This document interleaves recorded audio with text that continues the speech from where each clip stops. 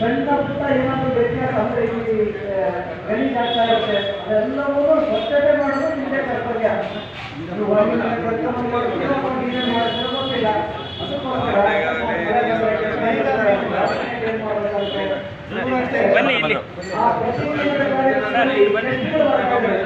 ಸಾಂಸ್ಕೃತಿಕ ಕಾರ್ಯಕ್ರಮ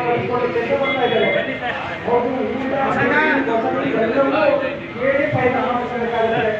ಉದಾಹರಣೆ ಹೇಳ್ತೀನಿ, ಯಾರೋ ಸಾಂಸ್ಕೃತಿಕ ಕಾರ್ಯಕ್ರಮ ನಡೆಸ್ಕೊಡ್ಲಿಕ್ಕೆ ಬರ್ತಾ ಇದೆ.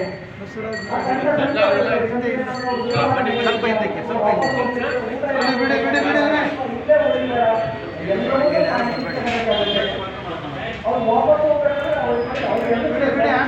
ದಸರಾ ಸಮಿತಿ ಇರ್ಬೇಕಾಗ್ತದೆ. ಯಾಕಂದ್ರೆ ಒಂದು ಕುಟುಂಬದ ಮನೆ ಕಾರ್ಯಕ್ರಮ ಥರ ಆಗ್ತಾ ಇದೆ ಇದು ಅಂತ ಬಂದಿರೋ ಜನರಿಗೆ ಅನ್ನಿಸ್ಬೇಕಾಗುತ್ತೆ. ಇದು ಎಲ್ಲರೂ ಗಮನ ಇರಬೇಕು. ಅಂದರೆ ಒಂದೇ ಒಂದು ತೀರ್ಮಾನ